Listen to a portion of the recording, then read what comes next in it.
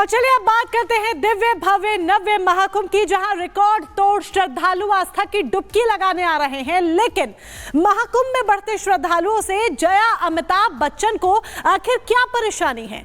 क्यों उन्हें सरकार के आंकड़ों पर भरोसा नहीं है?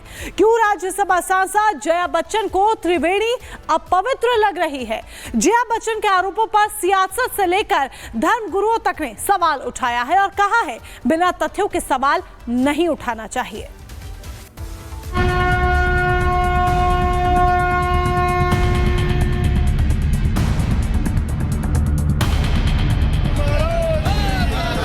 सबसे ज्यादा कंटामिनेटेड वाटर इस वक्त कहाँ है? कुंभ में है। ना ही संगम का जल प्रदूषित हुआ है। सनातन का अपमान नहीं सहेगा हिंदुस्तान। प्रयागराज में सनातन का महापर्व जारी है। 35 करोड़ से ज्यादा श्रद्धालु पुण्य की डुबकी लगा चुके हैं। अकेले आज करीब 3 करोड़ सनातनियों ने स्नान किया, लेकिन सनातनियों का महाकुंभ कुछ लोगों को हजम नहीं हो रहा है, खासकर समाजवादी पार्टी के नेताओं को, जो किसी न किसी बहाने से सवाल उठा रहे हैं। सपा सांसद जया बच्चन सामने आई तो श्रद्धालुओं के स्नान के तथ्यों पर सवाल उठा दिए। कहा कि सरकार गलत आंकड़े पेश कर रही है। हजारों लोग चले गए हैं, सही नंबर इनको देना चाहिए और हाउस में इस तरह के दोगले बातें नहीं करनी चाहिए। जनता के सामने बात करिए, सफाई दीजिए।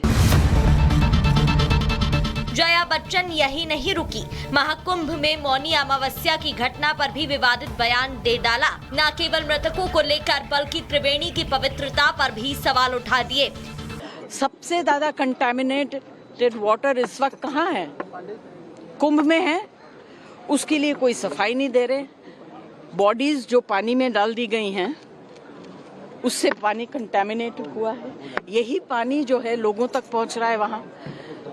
इसके ऊपर कोई सफाई नहीं दे रहे हैं। जया बच्चन का जवाब देने स्वामी चिदानंद सरस्वती आए और साफ साफ कहा संगम का जल पवित्र है। साधु संत और करोड़ों आस्थावान स्नान कर रहे हैं, इसलिए जया बच्चन को सोच समझकर बात करनी चाहिए। और प्रदूषण की बात उठाई गई है कि इस समय सबसे ज्यादा प्रदूषण यदि कहीं है तो वो प्रयागराज में है। ना ही संगम का जल प्रदूषित हुआ है, रोज टेस्टिंग की जा रही है।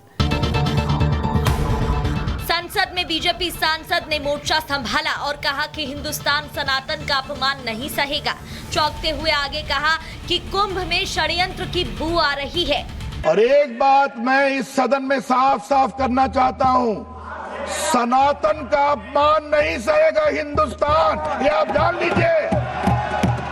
हजारों साल में तो सनातन को लोग कमजोर कर नहीं सके, ये लोग क्या है जो सनातन को कमजोर।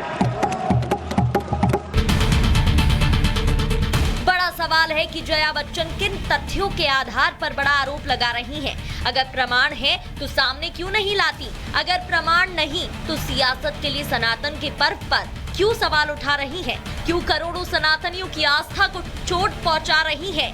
या फिर किसी प्रोपेगेंडा के तहत ये सवाल उठाए गए हैं? Bureau report, Republic Bharat.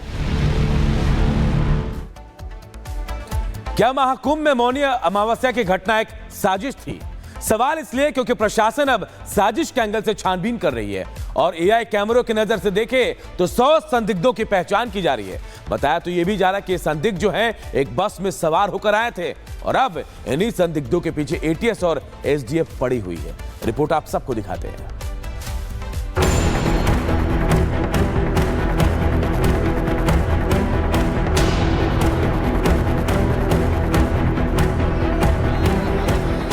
Mahakumbh का सनातनी पर्व, रिकॉर्ड भीड़ से किसको डर? महाकुंभ पर क्यों हुआ दुष्प्रचार? सनातनियों ने किया विरोधियों पर प्रहार। महाकुंभ भगदड़ का जिम्मेदार सामने आएगा, साजिश का सूत्रधार। जी हां, महाकुंभ में मौनी अमावस्या पर हुए महास्नान ने जहां सारे रिकॉर्ड ध्वस्त कर दिए, वहीं लोगों की भीड़ से मची भगदड़ ने सवाल खड़े कर दिए। अब इन्हीं सवालों के बीच बात साजिश के सामने आ रही है, जिसे लेकर जांच भी तेज हो गई। बताया जा रहा है कि महाकुंभ हादसे की साजिश के एंगल से जांच होगी। एसटीएफ एटीएस साजिश के एंगल से जांच कर रही है। एआई कैमरे में 100 से ज्यादा संदिग्ध दिखाई दिए। संदिग्ध किस रूट से आए, इसकी भी जांच होगी। तो वही टोल के भी सीसीटीवी की जांच की जाएगी। एटीएस इंटेलिजेंस के दिए इनपुट्स पर काम कर रही है, जिसकी गूंज अब लोकतंत्र के मंदिर में भी सुनाई दी, जहां बीजेपी सांसद रविशंकर प्रसाद ने हादसे में षड्यंत्र का जिक्र किया। कल रात तक खबर मिली 35 करोड़ लोग स्नान कर चुके हैं। 35 करोड़ लोग। उन्होंने दुख भी प्रकट किया, जो लोग एक हादसा हुआ उसकी भी जांच चल रही है और उस जांच में भी षड्यंत्र की बू आ रही है। जब पूरा जांच सामने आएगी तो वो हादसा किसने करवाया उनको शर्म से झुकना पड़ेगा, ये भी मैं कहना चाहता हूं। एक तरफ जहां संसद में साजिश के तहत जांच का जिक्र हुआ, जिसे लेकर संत समाज पहले की मुखर रहा है, जिन्होंने हादसे के पीछे कोई बड़ी साजिश की ओर इशारा कर इसे हिंदू धर्म को अपमान करने का षड्यंत्र बताया था। तो सामने आवे कि आखिर हुआ क्यों ऐसे, क्योंकि विरोधी ताकतें भी बहुत लगी हैं और हम तो प्रारंभ से ही बोल रहे हैं कि विरोधी ताकतें बहुत ज्यादा सनातन धर्म को नीचा दिखाने के लिए कार्य कर रहे हैं। मुझे लगता है जांच होनी चाहिए, नो प्रॉब्लम, क्योंकि आदरणीय योगी जी हमेशा इन बातों में विश्वास करते हैं। वो अफवाहों में विश्वास नहीं करते हैं, ना ही लोगों को करना चाहिए। सांच को आँच नहीं है। इतने बड़े पर्व में कुछ लोगों की गलती से ये कार्य हुआ। मतलब साफ है, जिसे महाकुंभ महापर्व में जुट रखे करोड़ों सनातनियों से दिक्कत है, जिसने अफवाह फैलाकर भगदड़ मचाई, जिसने महाकुंभ के जरिए सनातन को निशाना बनाने की साजिश रची, उस साजिशकर्ता का सच अब सामने आएगा। Bureau report, Republic Bharat. देखिए, जब हम महाकुंभ की बात करते हैं तो महाकुंभ के असली आकर्षण होते हैं दूर दराज से आने वाले नागा साधु। ये वो नागा साधु हैं जिन्हें महादेव की सेना भी कहा जाता है, जो महाकुंभ में दूर दराज से आ रहे हैं। ऐसे में इन नागा साधुओं का आखिर जो संसार है वो किस तरह का होता है, कितना अद्भुत होता है, आइए आपको इस रिपोर्ट के जरिए दिखाते हैं।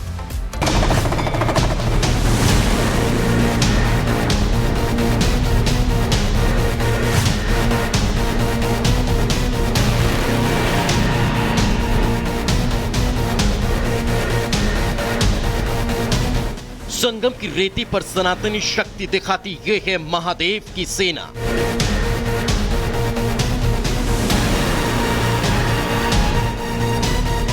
साधना के शक्ति केंद्र नागाओं की ये है सैन्य शाखा।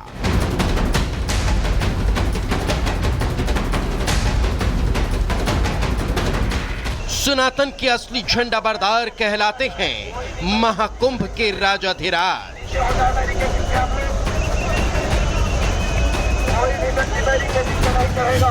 संगम नगरी प्रयागराज में बहती आस्था की अमृत धारा में हर तरफ सनातन की जय जयकार गूंज रही है।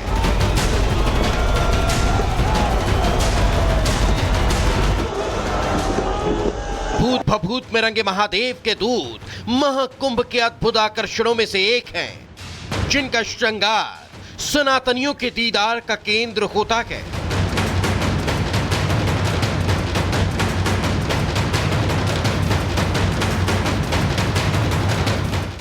मोहमयी संसार का तिरस्कार करने वाले नागाओं का श्रृंगार से प्यार बेहद खास है, जो महिलाओं के लिए तो 16 प्रकार का ही होता है, मगर अवधूत के दूत 17 सामग्रियों से सजते हैं, जिनमें भभूत, चंदन, रुद्राक्ष तिलक, सूरमा, कुंडल, कड़ा कमंडल, चिमटा, डमरू, जटा, लंगोट, अंगूठी, रोली, कमरबंध और वाणी है। ये श्रृंगार नागाओं की संस्कृति और संसार है।